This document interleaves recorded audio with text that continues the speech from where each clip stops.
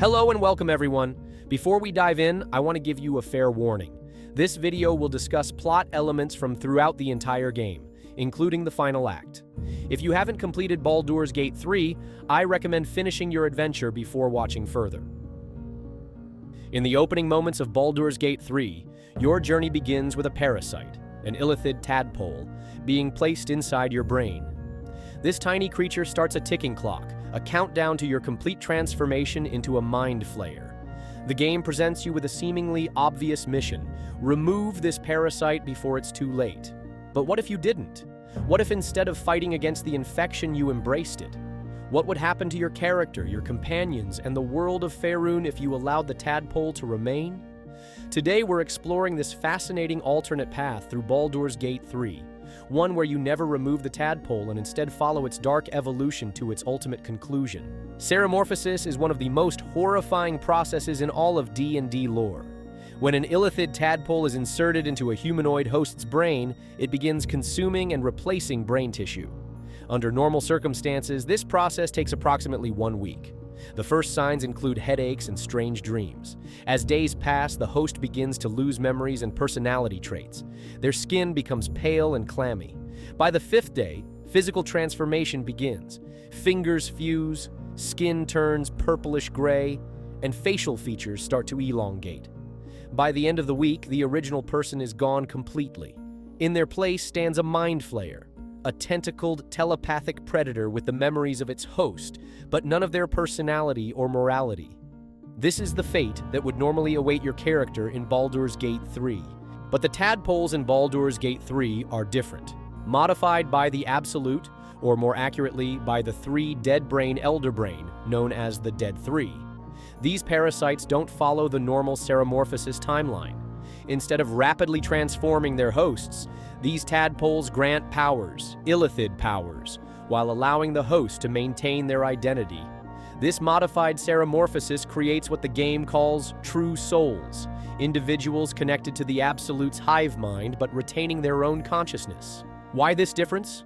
As we'll explore later, it's part of a grand scheme by entities far more dangerous than typical mind flayers.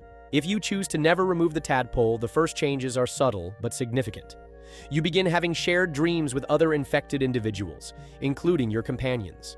These dreams often feature the mysterious Absolute, speaking to you, guiding you. As you progress through Act 1, embracing the tadpole means using its powers more frequently. Each time you use these abilities, to speak telepathically, to see in darkness, or to dominate the minds of others, the connection to the Absolute strengthens. The game subtly tracks how often you use these powers. The more you rely on them, the more the tadpole's influence grows. Your eyes occasionally flash with an otherworldly light. Strange patterns appear briefly on your skin before fading away. As a true soul, you become part of something larger. The Goblin Camp in Act 1 treats you differently. Instead of hostility, you're met with deference. The goblins and their leaders, Minthara, Dror Raigslin, and Priestess Gut, recognize you as one of their own, even if you're not part of their species. This connection extends to other true souls across the Sword Coast. In this alternate path, you would find yourself increasingly drawn to them, feeling a kinship that transcends traditional alliances. But this connection comes at a cost. The Absolute's influence means your decisions are increasingly guided by the entity's goals rather than your own. The game would present choices that seem beneficial in the short term, but serve the Absolute's greater plan. The Absolute is not a god, as its followers believe.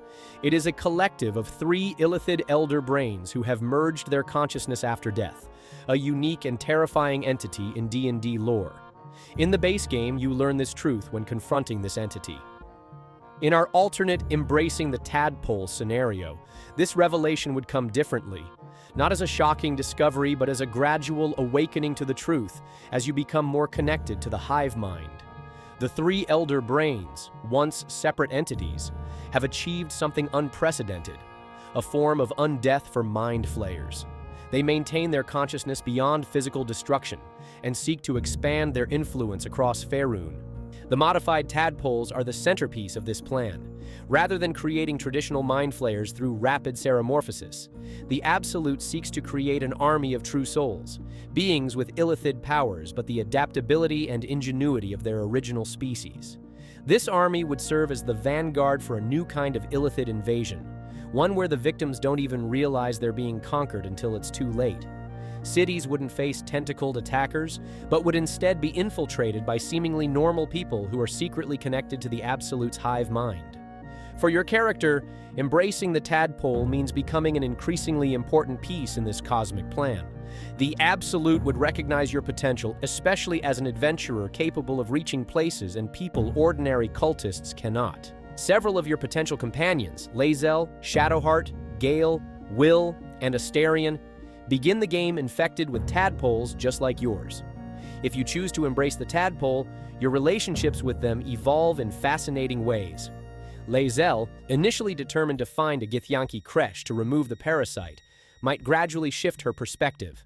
Her Githyanki upbringing has taught her to despise mind flayers, but as she experiences the power without the loss of self, her rigid worldview would be challenged. Shadowheart, already harboring secrets about her identity as a Shar worshipper, would find her loyalty increasingly divided between Shar and the Absolute.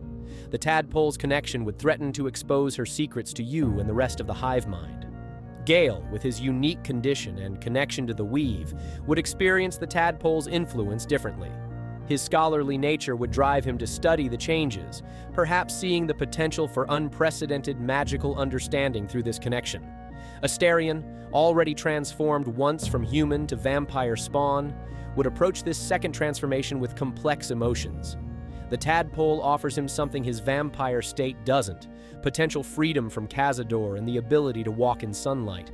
Will, with his warlock pact and vendetta against devils, would find the Tadpole's powers a tempting addition to his arsenal against Mizora and the other fiends he hunts.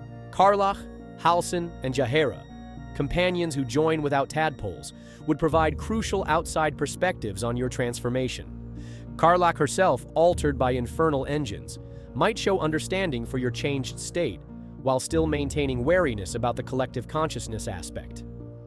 Halsin, as a druid committed to natural balance, would be the most alarmed by your choice, seeing it as an embrace of something fundamentally unnatural. His reaction would serve as the game's strongest moral counterweight to your decision. Jaheira, with her history from previous Baldur's Gate games and connection to the Harpers, would recognize the broader threat the Absolute represents to the Sword Coast. In the standard game, allying with Minthara means attacking the Tiefling refugees at the Emerald Grove.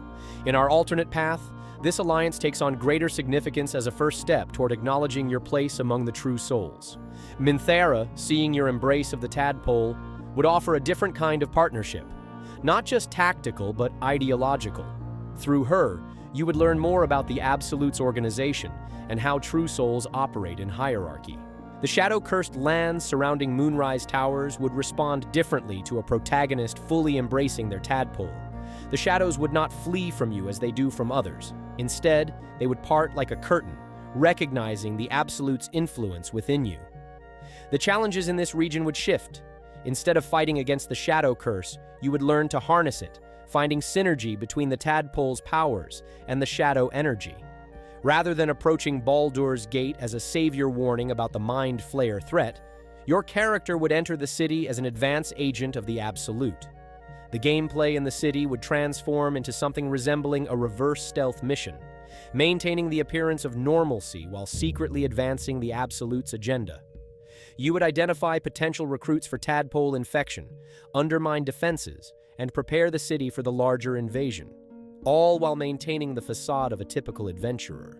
If the Absolute's plan succeeds, with you as a key agent, the implications for Faerûn would be vast. Unlike historical illithid empires that ruled through obvious domination, this new empire would operate largely unseen. The power centers of the Sword Coast, Baldur's Gate, Waterdeep, Neverwinter, would maintain the appearance of autonomy while their leaders gradually become true souls. The invasion would be complete before most people realized it had begun.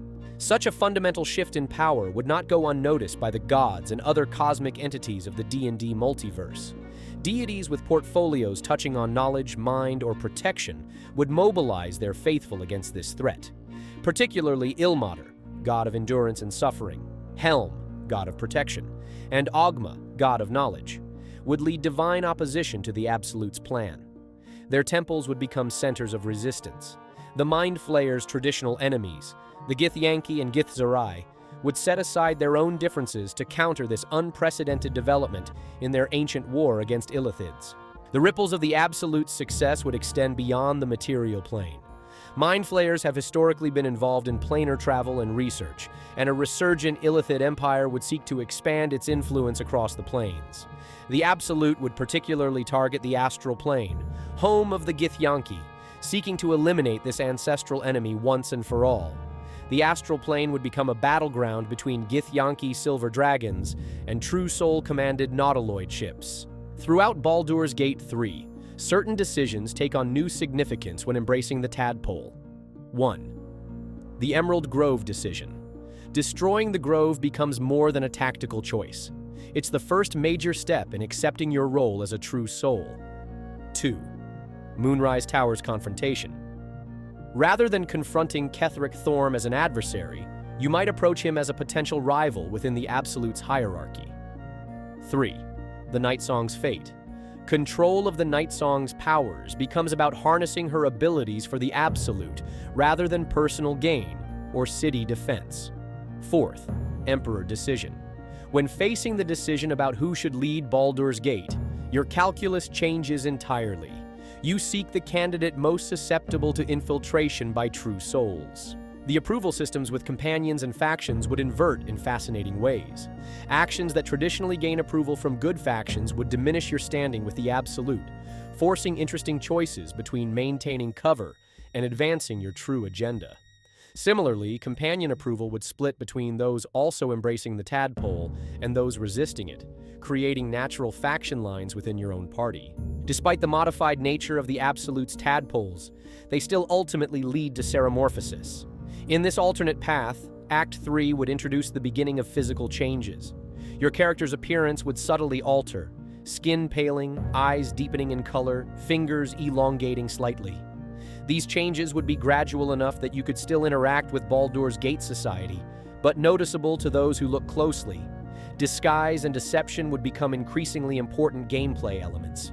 The climax of this alternate path would present a final, crucial choice. Complete the transformation into something beyond a true soul, a new kind of mind flayer that maintains aspects of its original personality, or resist at the last moment. This decision would come after witnessing the Absolute's true plan in its entirety and understanding your place within it. The game would make clear that choosing transformation means embracing a post-human existence and participating in the subjugation of Faerûn. Choosing to resist at this point would be far more difficult than removing the Tadpole earlier in the game. It would require tremendous willpower and likely involve permanent consequences to your character even if successful. Raphael, the charismatic Cambion who offers deals throughout your adventure, would find his carefully laid plans disrupted by your embrace of the Tadpole. His initial interest in you stems from the potential value of your soul, a soul now increasingly intertwined with the Absolute's influence. As your transformation progresses, Raphael's offers would shift. Rather than simply seeking your soul, he might propose an alliance against the Absolute, presenting himself as the lesser of two evils. His knowledge of soul manipulation could be framed as a potential escape route should you ever wish to reverse your transformation. Fascinating, he might say, circling you with newfound wariness. You're becoming something outside our contract templates. The lawyers downstairs are having fits trying to categorize you. The Nine Hells operate on strict hierarchical principles, not unlike the Mind Flayers themselves. The emergence of the Absolute and its true souls represents a significant disruption to infernal plans for the Sword Coast.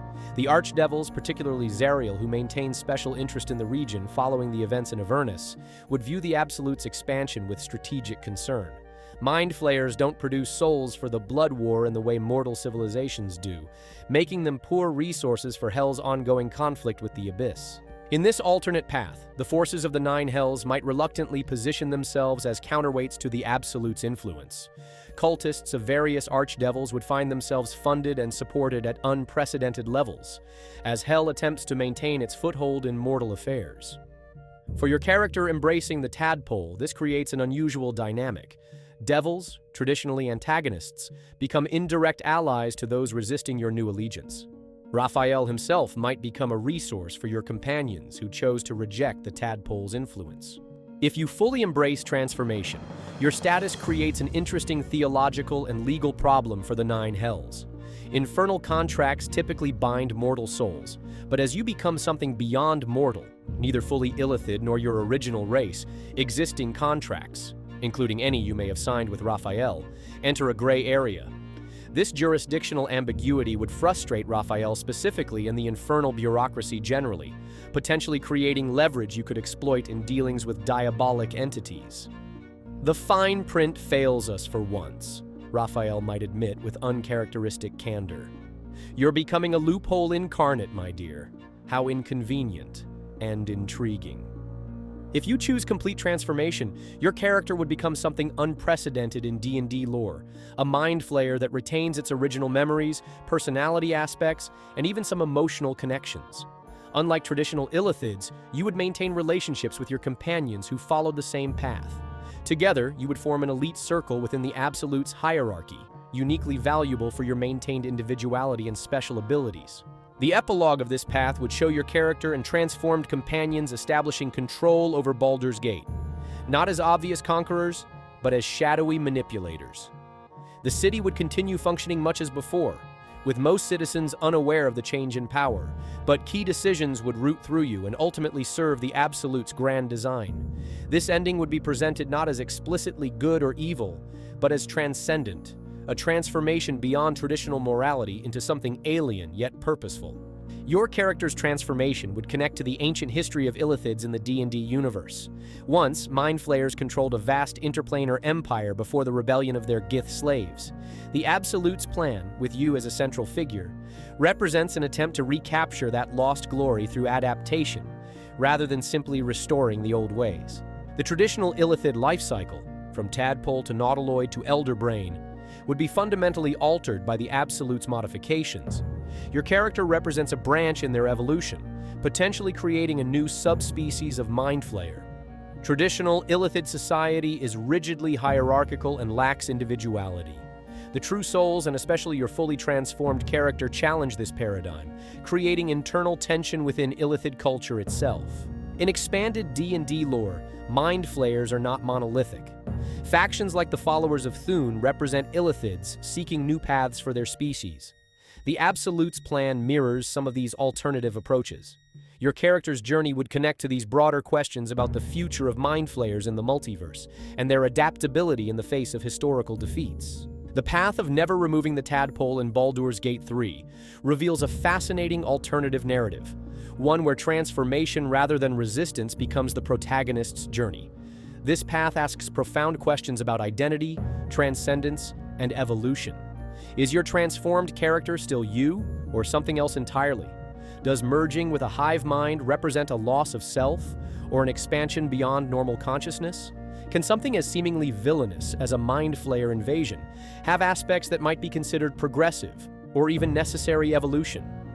By exploring this alternate path through Baldur's Gate 3, we see how a single decision, to keep rather than remove the tadpole, cascades into entirely different narrative possibilities, showcasing the game's remarkable depth and philosophical complexity. In the end, Baldur's Gate 3 doesn't just ask you to save the world. It asks what kind of world you want to save, or perhaps remake. Thank you for diving into the depths of this alternate path through Baldur's Gate 3 with me. If you enjoyed exploring what happens when you embrace the tadpole, consider subscribing for more content that examines the roads less traveled in your favorite video games. Remember, sometimes the most fascinating stories are found not in resisting darkness, but in asking what lies beyond it.